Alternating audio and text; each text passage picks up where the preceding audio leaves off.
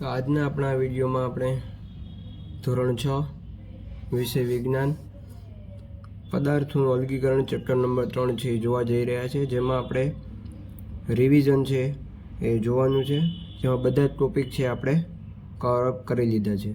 તેમાં આપણે પહેલાં જોઈએ કે અલગીકરણ એટલે શું થાય. પદાર્થોનું અલગીકરણ, તો એમાં અલગીકરણ એટલે શું, તો કે અલગીકરણ એટલે કે પદાર્થોના જે મિશ્રણ છે, મિશ્રણના ઘટકોને છૂટા પાડવાની પ્રક્રિયાને અલગીકરણ કહે છે. બરાબર, એટલે કે મિશ્રણના ઘટકોને છૂટા પાડવાની ક્રિયાને અલગીકરણ કહેવાય. હવે આપણે અલગીકરણની વિવિધ પદ્ધતિઓ જે આપણે આપેલી છે આ ચેપ્ટરમાં એ જોશું. તો અલગીકરણની વિવિધ પદ્ધતિઓમાં એમાં પહેલી પદ્ધતિ આપણે આપેલી છે વીણવું. વીણવું એટલે શું થાય, તો કે ઘઉંમાંથી આપણે કાકરા દૂર કરવા માટે આ પદ્ધતિનો ઉપયોગ કરીએ, વીણવું.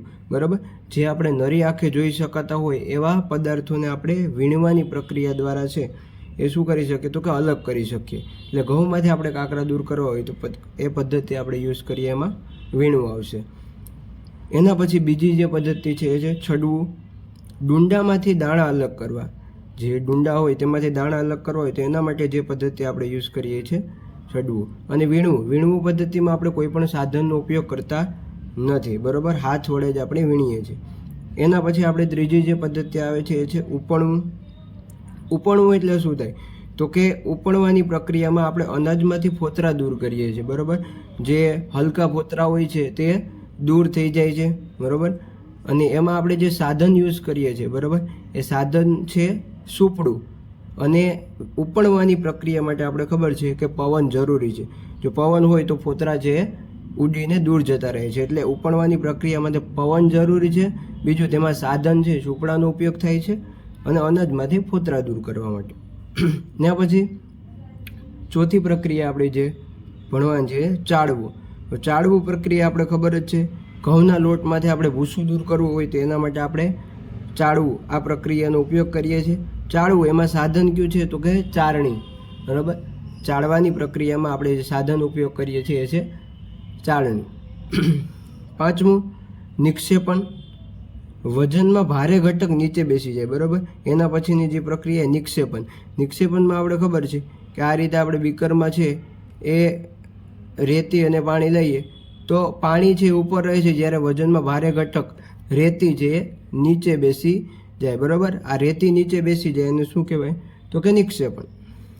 હવે એના પછીની જે પ્રક્રિયા છે નિતારણ.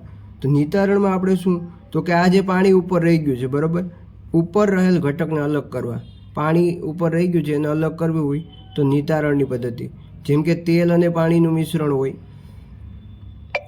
બીકર દ્વારા.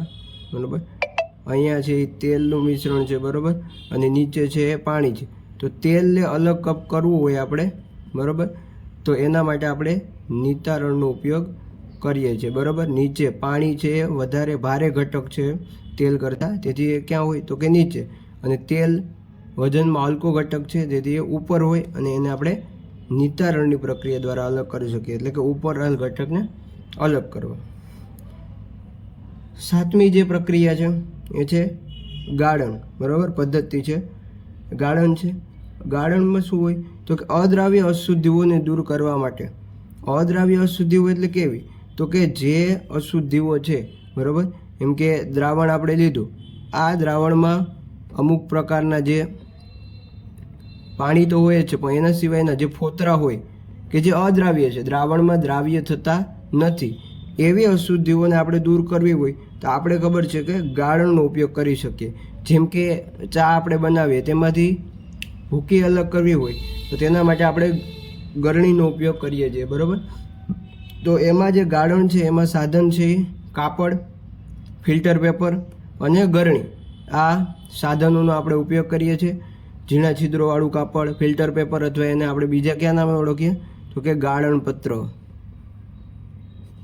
અને ગરણી.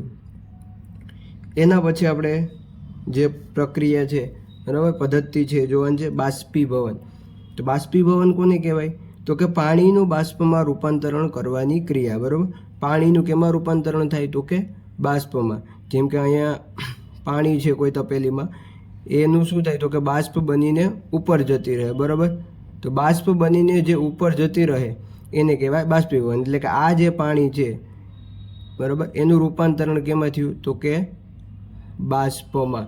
પાણીનું બાષ્પમાં રૂપાંતરણ થાય, પાણીનું બાષ્પમાં રૂપાંતરણ થાય એ પ્રક્રિયાને કહેવાય બાષ્પીભવન. બાષ્પીભવનની પ્રક્રિયા છે, બાષ્પીભવનની પ્રક્રિયા દ્વારા છે એ દરિયાના પાણીમાંથી, દરિયાનું જે પાણી છે એમાંથી શું બને? તો કે વાદળ બને છે. બીજું આપણે જોઈએ હવે ઘનીભવન.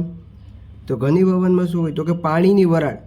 હવે જે આ પાણીની વરાળ છે એ પાણીની વરાળનું તેના પ્રવાહી સ્વરૂપમાં, એ પાણીની વરાળ ફરીથી પ્રવાહી સ્વરૂપમાં બને તો એને કહેવાય ઘનીભવન. પાણીની વરાળનું તેના પ્રવાહી સ્વરૂપમાં રૂપાંતરણ, એટલે પાણીની વરાળનું તેના પ્રવાહી સ્વરૂપમાં રૂપાંતરણ થવાની ક્રિયાને ઘનીભવન કહે છે.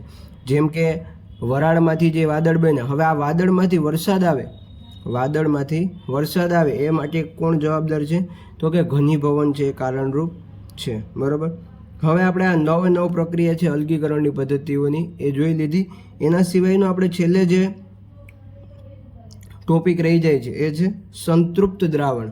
સંતૃપ્ત દ્રાવણ કોને કહેવાય? તો કે સંતૃપ્ત દ્રાવણ એવા દ્રાવણને કહેવાય કે જો દ્રાવણમાં વધુ દ્રાવ્ય પદાર્થ ઓગાળી ન શકાય તો તેવા દ્રાવણને સંતૃપ્ત દ્રાવણ કહે છે. જેમ કે આપણે ઉદાહરણ લઈએ અહીંયા કે આપણે આ રીતે કોઈ બીકર છે, આ બીકરમાં આપણે પાણી લીધું છે અને પાણીમાં આપણે મીઠું નાખીએ છીએ. બરાબર.